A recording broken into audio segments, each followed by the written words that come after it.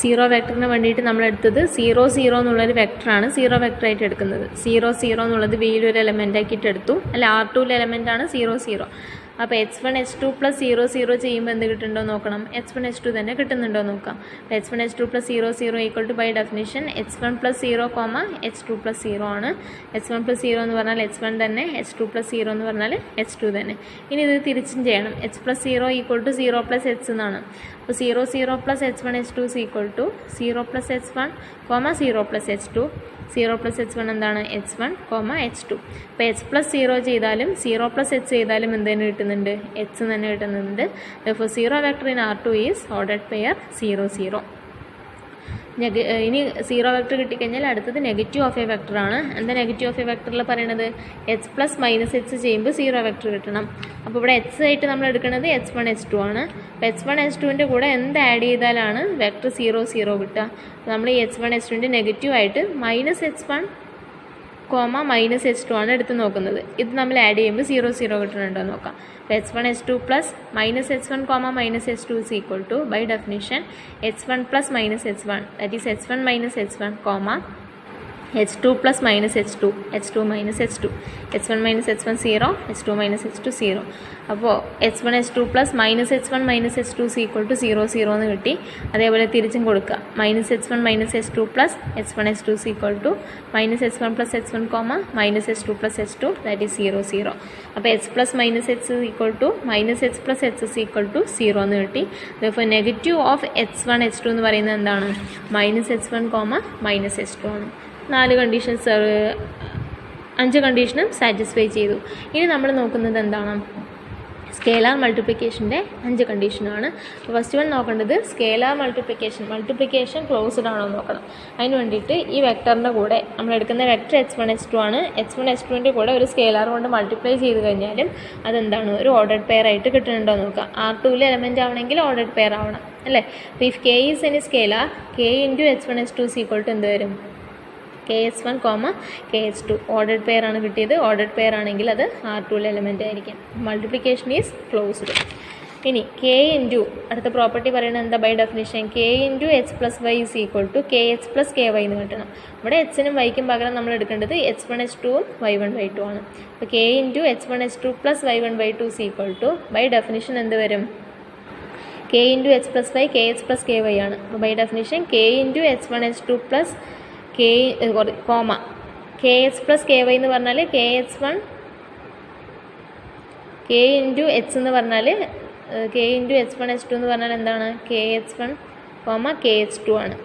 അപ്പോൾ K into H1 H2 plus Y1 Y2 is equal to എന്ത് വരും, K into H1 H2 plus Y1 Y2ന് നമുക്ക് H1 plus Y1 H2 plus Y2 എന്ന് എഴുതാം. ഇനി ഇതിനകത്ത് അപ്ലൈ ചെയ്യുക. K ഇൻറ്റു H1 H2 എന്നുള്ള ഫോമായി. അപ്പോൾ K into H1 plus Y1 K into H2 plus Y2 which is equal to ഇതിനെ K കൊണ്ട് മൾട്ടിപ്ലൈ ചെയ്താൽ KH1 plus KY1 KH2 plus KY2 എല്ലാം ബ്രാക്കറ്റിൽ വേണം എഴുതാൻ. കാരണം ഡെഫിനിഷൻ കൊടുക്കുമ്പോൾ K ഇൻറ്റു H1 H2 എന്ന് പറയുന്നത് KH1 KH2 ഓർഡർഡ് പെയർ ആണ്. Which is equal to KH1 plus KY1 KH2 plus KY2നെ നമുക്ക് ഫസ്റ്റ് ടേമുകൾ കമ്പയർ ചെയ്യുമ്പോൾ എന്ത് വരും, ordered പെയറിൽ KH1 KH2 plus KY1 KY2 ഇത് ഫോമിലേക്ക് മാറ്റി എഴുതി. H1 plus Y1 H2 plus Y2 എന്ന് പറഞ്ഞാൽ എന്താണ്, ordered pair H1 H2 plus Y1 Y2 ആണ്. ആ ഫോമിലേക്ക് മാറ്റി എഴുതിയപ്പോൾ KH1 plus KY1 KH2 plus KY2 equal to എന്ത് വരും, KH1 KH2 ഈ ഫോമിലേക്ക് എഴുതുമ്പോൾ KH1 KH2 H1നും H2നും പകരം KH1 KH2 എന്ന് എഴുതും. ഇനി KH1 KH2 എന്ന് പറഞ്ഞാൽ എന്താണ്, K ഇൻറ്റു H1 H2 ആണ്. അപ്പോൾ K into H1 H2 plus K into Y1 Y2. അപ്പോൾ K into H1 H2 plus Y1 Y2 is equal to KH plus KY എന്നുള്ള ഫോമിലായിട്ടുണ്ട്. അപ്പോൾ 7th കണ്ടീഷൻ സാറ്റിസ്ഫൈ ചെയ്തു. ഇനി 8th കണ്ടീഷൻ എന്താണ്, 2 scalar എടുക്കണം.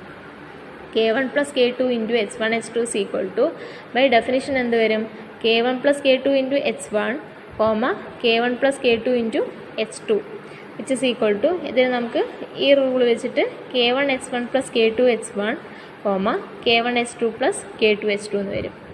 K1 H1 ഇനി ഫസ്റ്റ് ടേമുകൾ കമ്പയർ ചെയ്യാം. Bracket അതായത് ഈ ഫോമാറ്റിലാണ് എടുക്കുന്നത്. H1 + y1, H2 + y2 എന്ന് പറഞ്ഞാൽ എന്താണ്? H1 H2 + y1 y2 ആണ്. അപ്പോൾ K1 H1 + K2 H2, K1 H2 + K2 H1 എന്ന് പറഞ്ഞാൽ എന്താണ്? K1 H1, K1 H2 + K2 H1, K2 H2. ഇനി ഇതൊന്ന് K1 പുറത്തേക്ക് എടുക്കാം. അതായത് KH1, KH2 എന്ന് പറഞ്ഞാൽ K × H1 H2 ആണ്. അപ്പോൾ K1 H1, K1 H2 എന്ത് വരും? K1 × H1 H2 + K2 × H1 H2. അപ്പോൾ K1 + K2 × H = K1H + K2H എന്നുള്ള ഫോമായി. 8th കണ്ടീഷനും കിട്ടി. 9th കണ്ടീഷൻ എന്താണ്? K1 × K2H = K1 K2 × H. അതാണ് നമ്മുടെ result. K1 × K2H = K1 K2 × H എന്ന് കിട്ടണം. Hന് പകരം ഇവിടെ ഓർഡർഡ് പെയർ H1 H2 ആണ്. അപ്പോൾ K1 × K2 × Hന് പറഞ്ഞാൽ H1 H2 എന്ന് കൊടുക്കുക. H = K1 × K2 കൊണ്ട് മൾട്ടിപ്ലൈ ചെയ്താൽ K2H1, K2H2 = ഇനി K1 കൊണ്ട് മൾട്ടിപ്ലൈ ചെയ്യുക. കാരണം K × H1 H2 എന്നുള്ള ഫോമാണ്. അപ്പോൾ KH1, KH2 it is K1 × K2H1, K1 × K2H2 = K1 K2 × H1, H2 എന്ന് കിട്ടും. 9th കണ്ടീഷൻ സാറ്റിസ്ഫൈ ചെയ്തു. ലാസ്റ്റ് കണ്ടീഷൻ 1 × H = H ആണോ എന്ന് നോക്കണം. Hന് പകരം ഇവിടെ H1 H2 ആണ്. So 1 × H1 H2 = by definition 1H1, 1H2. 1 × H1 H1 ആണ്. 1 × H2 H2. അപ്പോൾ 1 × H1 H2 = H1 H2 എന്ന് കിട്ടി. സോ 10 കണ്ടീഷനും നമുക്ക് സാറ്റിസ്ഫൈ ചെയ്തെന്ന് കിട്ടി. 10 കണ്ടീഷൻ സാറ്റിസ്ഫൈ ചെയ്ത് കഴിഞ്ഞാൽ V is A vector space എന്ന് പറയാം. ഇവിടെ V എന്ന് പറയുന്നത് എന്താണ്? R2 ആണ്. Therefore R2 is A vector space under the given operations. അപ്പോൾ നമ്മൾ ഈ റിസൾട്ടാണ്, സെക്കൻഡ് കണ്ടീഷനാണ് നമ്മൾ സാറ്റിസ്ഫൈ ചെയ്ത് നോക്കി. ഇതേപോലെ തന്നെ നമുക്ക് R3ഉം RNഉം എല്ലാം നമുക്ക് എന്ത് ചെയ്യാൻ പറ്റും? പ്രൂവ് ചെയ്യാനായിട്ട് പറ്റും. ഇനി അടുത്ത ദിവസം നമുക്ക് വേറൊരു എക്സാമ്പിളും മറ്റൊരു ടോപ്പിക്കും കൂടെ നമുക്ക് കവർ ചെയ്യാം.